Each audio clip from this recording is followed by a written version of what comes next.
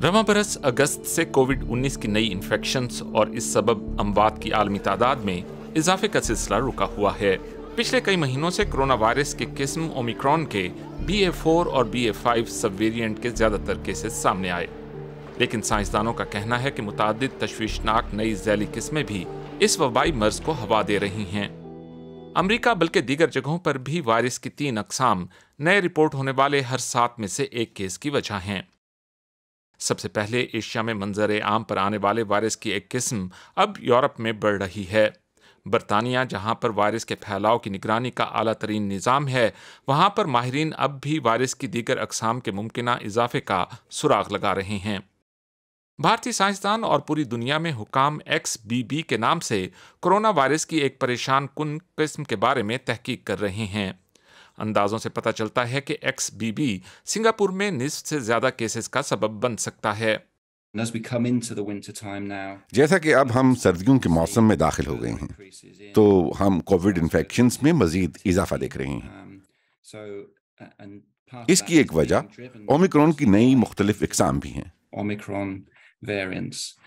एक और इन्फेक्शन सेहत से मुतालिक खदशात को बढ़ा रहा है और वो है फ्लू। कोरोना की आलमी वबा के आगाज पर जिन इकदामात ने कोरोना वायरस के फैलाव को कम किया था, उन्हीं इकदामात ने लोगों को फ्लू समेत दीगर पैथोजिन से मुतासिर होने से बचने में भी मदद की थी।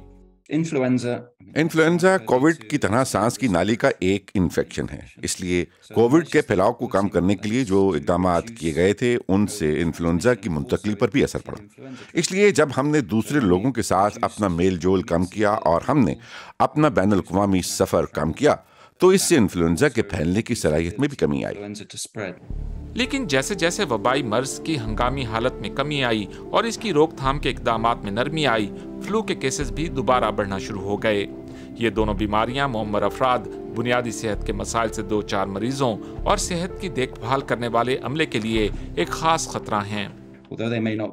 अगरचे उनको शदीद बीमारी का ज़्यादा ख़तरा लाहक नहीं हो सकता, लेकिन अगर वो बीमार हो जाते हैं तो इससे काम से गैर हाजिरी में भी इजाफा होता है, जिसके अफरादी कुव्वत और सेहत के देखभाल के निज़ाम को चलाने की सलाहियत के लिए अहम मुज़मिरात होते हैं।